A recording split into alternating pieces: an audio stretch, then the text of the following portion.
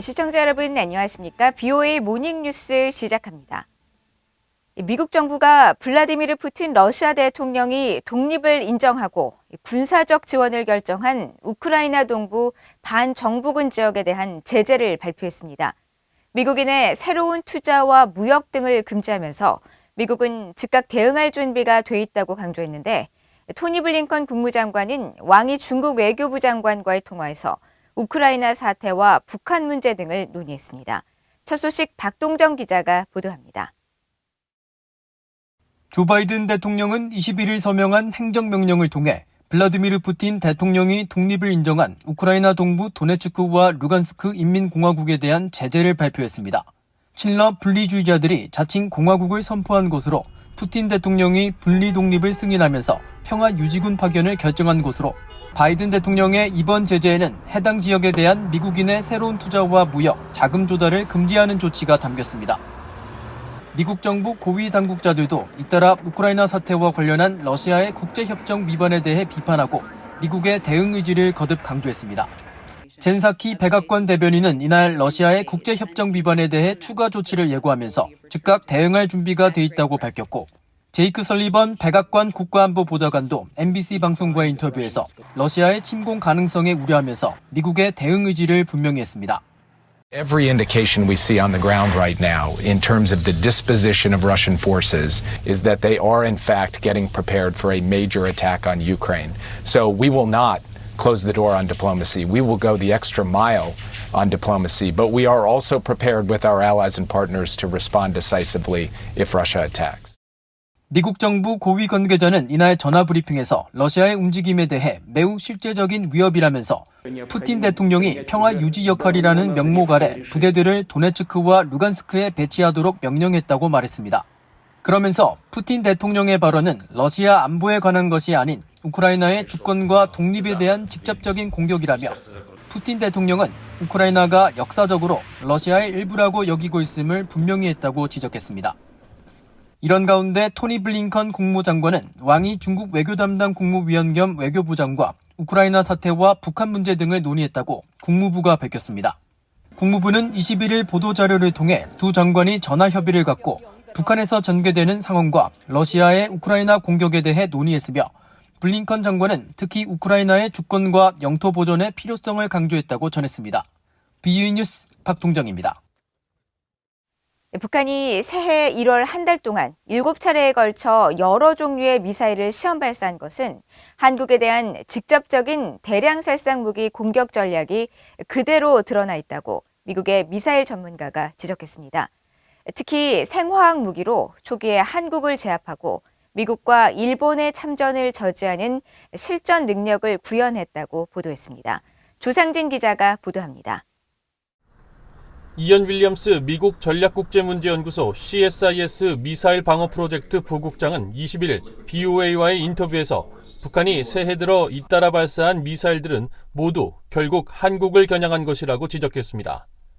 윌리엄스 부국장은 북한이 가장 최근 시험한 화성 12형 중거리 탄도미사일의 경우 실제로 미국과 영내 미군, 특히 괌과 오키나와 같은 곳에 주둔한 미군을 겨냥한 것이라면서 북한이 개발한 미사일에 생물학 작용제를 탑재해 미국의 한반도 증파 역량을 저해하고 이런 환경을 이용해 미군보다 앞서 한국을 기습 공격해 전쟁에서 이길 수 있다는 믿음을 가질 수 있다는 데 우려를 나타냈습니다.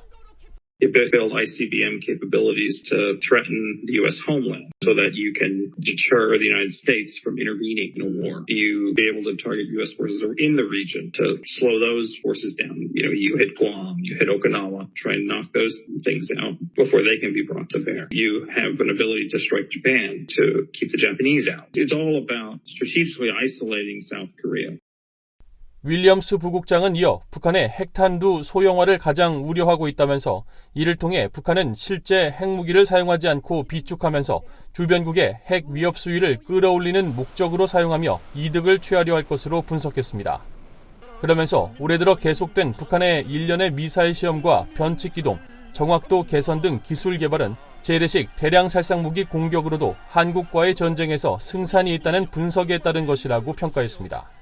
A lot of these new capabilities are about being able to saturate areas, saturate bases with conventional weapons or potentially other kinds of non-nuclear WMD. The accuracy that they've been focusing on is another signal that a lot of these missiles have conventional purposes, have conventional munitions. So I think they're trying to be able to position themselves where they can credibly wage a conflict on the peninsula without necessarily immediately escalating to the nuclear level. 윌리엄스 부국장은 이처럼 북한의 미사일 개발은 한국과 영내 주둔 미군 모두를 겨냥한 것으로 지난 트럼프 행정부가 했던 것처럼 미국 본토를 겨냥한 ICBM은 나쁘고 단거리 미사일은 괜찮다는 메시지를 보내서는 안 된다고 지적했습니다. 그러면서 북한의 단거리 미사일에 대해서도 그런 종류의 역량을 개발해서는 안 된다는 분명한 메시지를 보냈다는 측면에서 바이든 행정부가 새 대북 제재를 가한 것이 매우 중요하다고 강조했습니다. VOA 뉴스 조상진입니다. 프랑스와 유럽연합 EU가 북한의 잇단 미사일 시험 발사에 대해 우려를 나타내고 대북 제재 강화 필요성을 강조했습니다. 장-이브 로드리앙 프랑스 외교장관은 22일 파리에서 열린 인도태평양 외교장관 회의 직후 기자회견을 통해 다른 우려 사항도 많지만 특히 북한의 상황을 잘 이해하고 있으며 심각하고 우려스럽다면서 북한의 계속된 탄도미사일 시험 발사를 규탄했습니다. 그러면서 우리는 북한의 완전하고 검증 가능하며 돌이킬 수 없는 비핵화 달성을 추구하고 있다면서 이런 논리는 국제사회가 폭넓게 공유하고 있고 이제는 제재를 통해 북한이 해로운 계획을 포기할 수 있도록 압박을 지속하는 것이 주요 문제라고 강조했습니다. 또 이날 기자회견에 함께 참석한 조셉 보렐 유럽연합 외교안보정책 고위 대표도 북한의 잇단 탄도미사일 위협을 규탄하면서 유럽연합은 어제도 오늘도 그리고 내일도 북한의 탄도미사일 개발 능력에 위협을 느끼는 나라들을 계속 지원해 나갈 것이라고 말했습니다. 외부 정보를 담은 전단과 USB 등의 물품을 북한에 보내는 것은 접경 지역에 사는 북한 주민과 군인들에게 분명히 큰 도움을 준다고 이 지역 출신 탈북민들이 VOA에 밝혔습니다. 한국을 방문하고 있는 유엔 북한 인권특별보고관이 전단 효과에 의문을 제기한 데 대한 반응인데 탈북민들은 다만 정치적으로 민감한 내용은 역효과를 초래할 수 있어 자제가 필요하다고 지적했습니다. 김영권 기자가 보도합니다. 한국을 방문 중인 토마스 오에아 퀸타나 유엔 북한인권특별보고관은 지난 19일 남북 접경 지역인 철원에서 지역 주민들을 만나 대북 전단에 관한 의견을 들었습니다. 한국 언론들은 퀸타나 보고관이 이 자리에서 북한 주민들의 표현의 자유, 정보의 자유가 전혀 존중받지 못하는 건 심각한 문제라고 지적하면서도 북한 주민들이 전단을 통해 외부 정보를 접하는 데 도움이 되는지는 모르겠다고 말했다고 전했습니다. 하지만 접경 지역에서 살다가 한국으로 망명한 탈북민 다수의 생각은 달랐습니다. 지난 2011년 자신 등 일가족 9명과 탈북 후 한국에서 사업을 하면서 유튜브 채널 김영철 컴프레셔를 운영하고 있는 해주 출신의 김영철 씨는 21일 VOA에 자신은 대북 전단과 물품으로 큰 도움을 받았다면서 남북한 격차가 너무 커 남한 사회와 역사를 알기 쉽게 전해주는 외부 정보가 향후 북한의 개방 후유증을 줄이고 통일 비용을 낮추는 데 큰 도움이 될 것이라고 밝혔습니다. 그게 대단하거든요. 그 역량이. 이게 무시 못하는 거예요. 이게 유엔에서 말하는 뭐 인권이라든가 인식이라든가 이런 거를 조금 좀 발전시키고 좀 질 좋게 하는 데는 그거만한 뭐 이 수단이 없다고 보거든요. 이 문화적으로 이거를 하면은 이게 어떤 면에서는 뭐 우리 정부가 바라는 평화라든가 통일이라든가 이런 면에서는 부작용을 제일 최소화할 수 있는 수단이라고 저는 생각을 하고 있거든요. 평양에서 성장한 뒤 군대를 거쳐 황해남도 배천군에서 살다가 2014년 서해를 통해 망명한 탈북 청년 한설송 씨도 VOA에 대북 전단이 남북한을 이해하는 데 많은 도움이 됐다고 말했습니다. 북한이라는 나라가 만들어질 때부터 어떤 사기국으로 만들어졌는지를 이렇게 설명하는 내용을 한번 봤었는데 제가 진짜 맹신하고 따라오고 충성을 했던 그 정권에 대한 그게 까발켜진다고 생각을 하니까 제 자체로도 막 치욕스럽고 거기서 꽤 많은 영향을 받았던 것 같습니다. 탈북하기 위한. 북한 주민들의 교육 수준과 성장 배경에 따라 대북 전단 내용에 대한 이해도가 달라질 수 있기 때문에 자극적인 것보단 정확한 사실을 알리는 게 중요하다는 지적도 나왔습니다. 보낼 때 지혜롭게 보내야겠죠.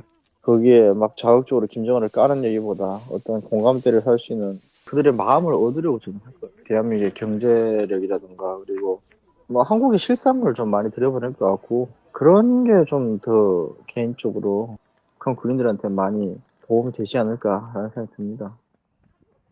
황해도 출신 탈북민들은 어려서부터 세뇌를 받은 북한 주민들에게 김씨 일가의 체제 문제를 바로 지적하는 건 반발만 가져올 수 있다면서 탈북민들이 한국에서 사업을 하고 식당에서 고기를 먹으며 비행기를 타고 여행을 가는 일상을 북한에 보내는 게 오히려 훨씬 더 큰 영향을 미칠 것이라고 말했습니다.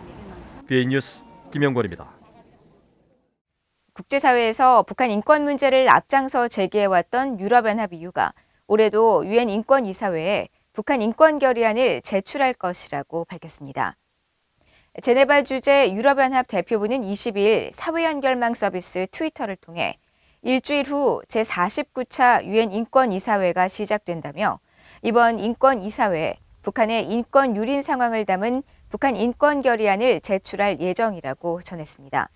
또 벨라루스, 미얀마 등 인권 상황이 심각한 국가들에 대한 인권 결의안을 포함해 종교와 신앙의 자유, 아동 권리 결의안도 함께 제출할 것이라고 설명했습니다. 제49차 유엔 인권이사회는 오는 28일부터 4월 1일까지 스위스 제네바 유엔 본부에서 개최되며 유럽연합은 지난 2003년부터 일본과 공동으로 유엔 인권이사회에 북한 인권 결의안을 제출해왔고 2019년부터는 단독으로 결의안을 제출하는 등 북한 인권에 대한 문제 제기를 주도해왔습니다. 북한 인권 문제는 정권의 잔혹한 악행과 또 반인도적 범죄에 대한 국제사회의 보호 책임 원칙, 즉 R2P 원칙에 따라 다뤄야 한다는 지적이 제기됐습니다.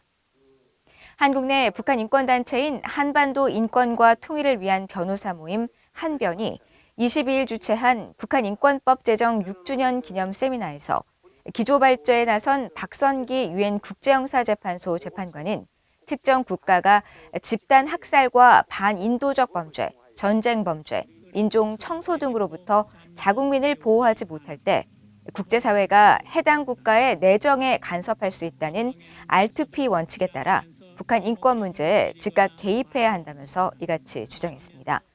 박 재판관은 그러면서 북한의 반인도적 범죄가 R2P에 해당한다는 것은 지난 2014년 북한의 반인도적 범죄를 규명하고 책임 추궁을 권고한 북한 인권조사위원회 COI 최종 보고서에 잘 나와 있다면서 R2P의 기본 책무에 반하는 한국 정부의 대북전단 금지법 시행은 즉각 철회돼야 한다고 강조했습니다.